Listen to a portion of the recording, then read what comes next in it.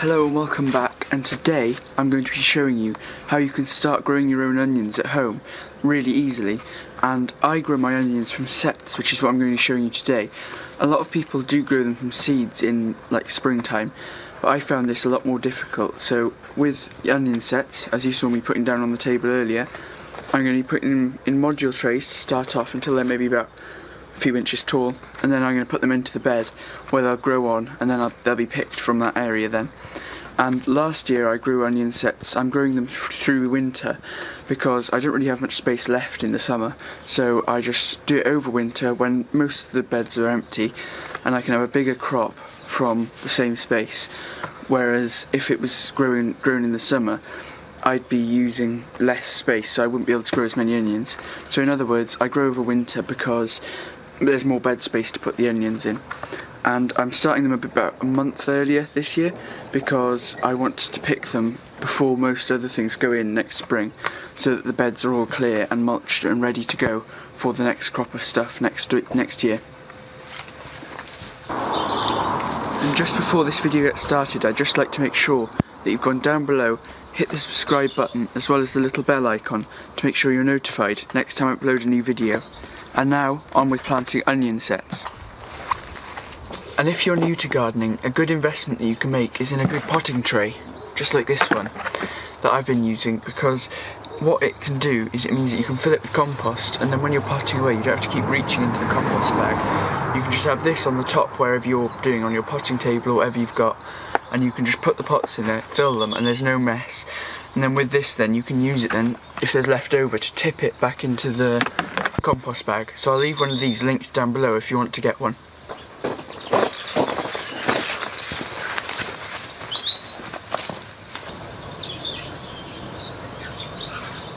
So let's start by talking about what varieties of onions I've got. So in here, I've got one which I don't know, which is just a red onion, winter onion. But then this one in here is called Century, and it's a yellow onion. And I've got roughly equal amounts of each of these. So I've got about 250 grams of each variety. And I'm going to be starting them off, as I said, in a module tray like that. And if you want a module tray, like a good module tray, I'll leave a link to one down in the description as well, along with this potting tray.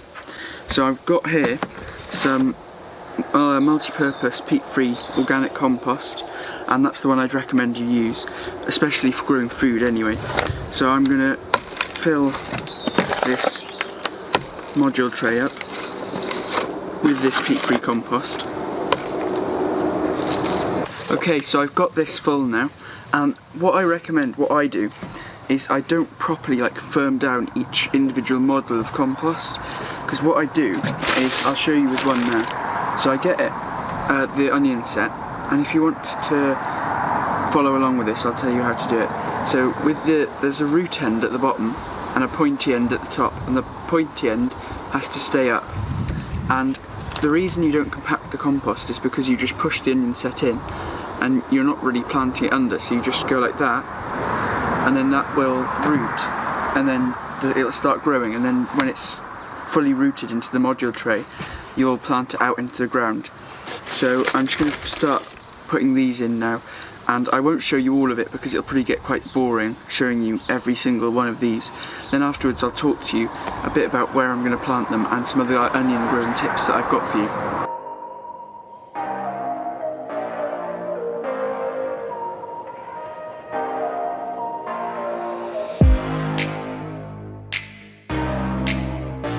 So after seeing me plant my onion sets ready for next spring, you might have been asking yourself, so what actually are onion sets?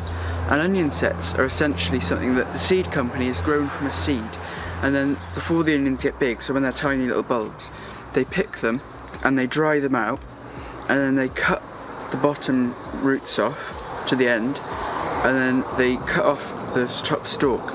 And these essentially are stored onions, so you could eat these essentially. So if you put them in, you could probably pickle these, but instead what you do is you put them in soil, or because you can plant them directly into soil, but this is the way I do it to avoid rodents eating them. you put these into the soil and then the roots start growing and a sprout comes out the top.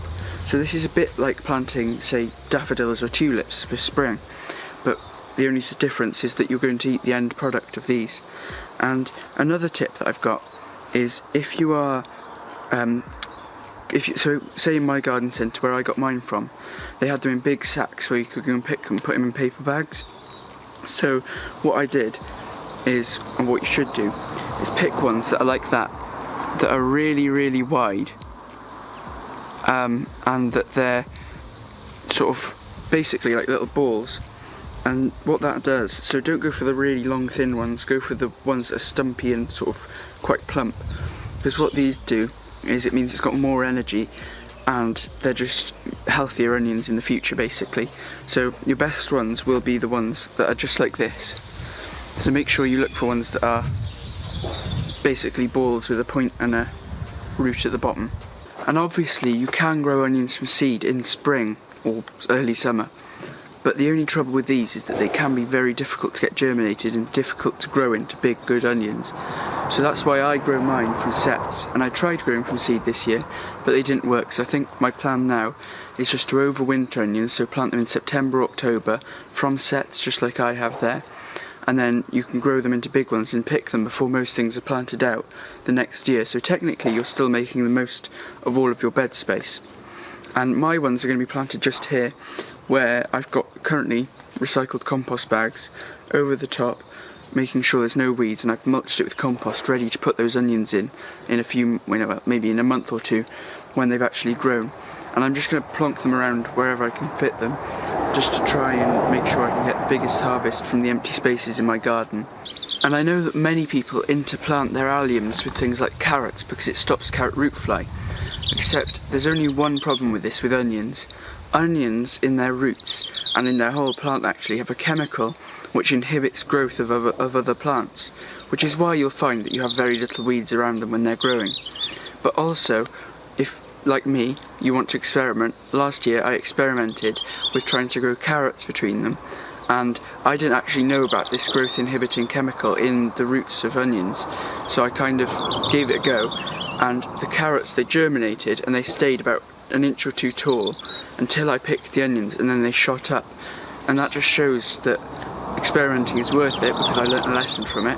But also, don't interplant things with onions, just plant the onions as they are, or find a companion plant that does grow next to onions, because there probably is some exceptions to that rule.